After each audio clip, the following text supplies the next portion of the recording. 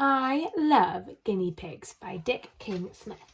Now, I used to have guinea pigs when I was younger, and my one was called Piglet. Okay, here we go. There's a silly old saying that if you hold a guinea pig up by its tail, its eyes will drop out. Well, of course they wouldn't, even if you could, which you couldn't, because guinea pigs don't have tails. They come in lots of different colours, and they can be smooth coated, or rough coated, or long coated, not to mention the other varieties.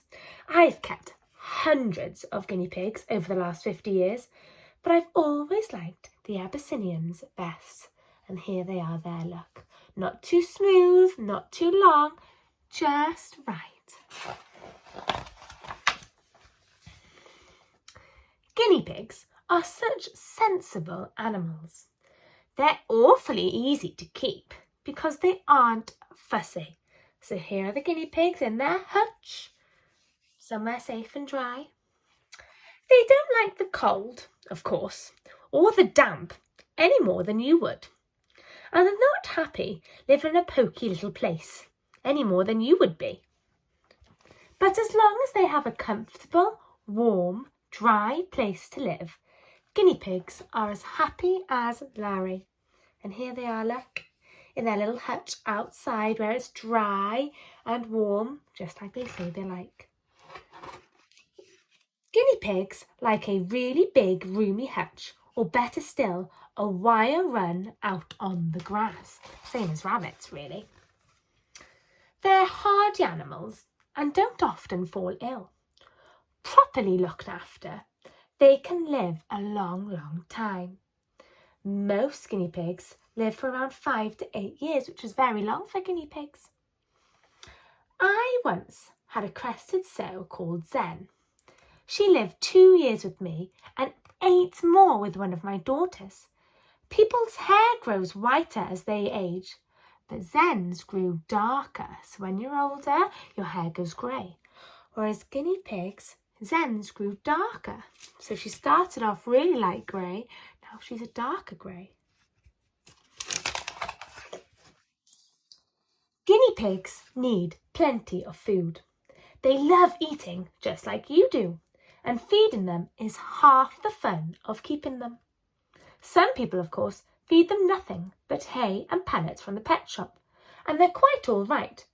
But how boring a diet like that must be, both for the piggy-looking cavey and its owner. I always used to give my guinea pigs lots of other kinds of food as well. Cabbage and cauliflower leaves, carrots, bits of bread and apple peelings, and wild plants like dandelion and clover. I gave them water too, of course.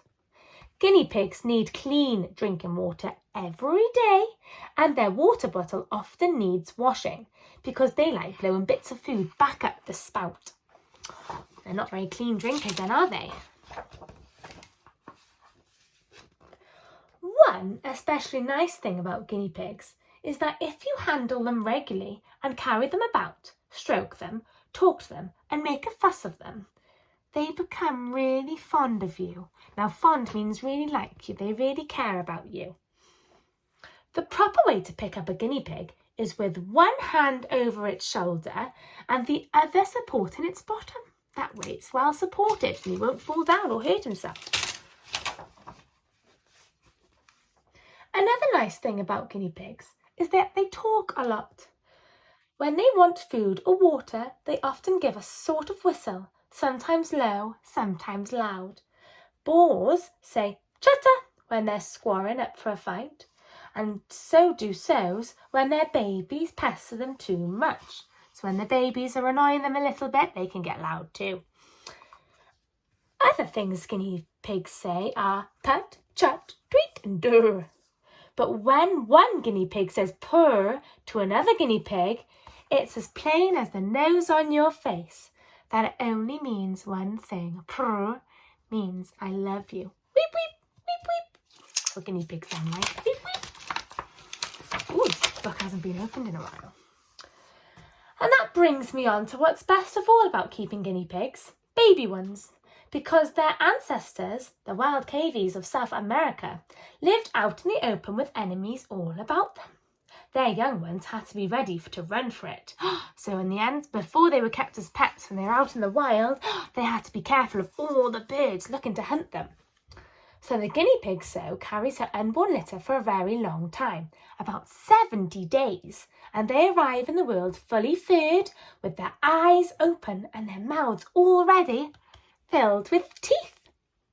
Newborn guinea pigs are such a comical sight. Their heads and feet look too big for their bodies. Look, there's their feet and there's their heads, and it's too big for their little bodies. When baby rabbits are born, they're born without any fur and they can't open their eyes either. But almost immediately they show an interest in those two favourite guinea pig pursuits: eating and conversation. Sounds a bit like Miss Truman's two favourite things to do. Of all the guinea pigs I've kept, there were two that I shall never forget. Both were Abyssinians, both were boars, and in each of his time fathered dozens of lovely big-headed, big-footed babies. One was a bright golden colour, and his name was King Arthur. The other was a blue roan called Beach Boy. Both are buried in my garden. So he buried them in his garden so we could always look after them.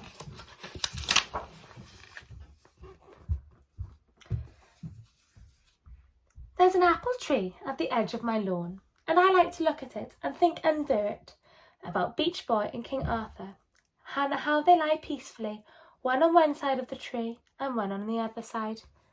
And I'm not sad about this, just happy to remember what a lot of pleasure I've had from all my guinea pigs. And there's a picture of all his guinea pigs at the end.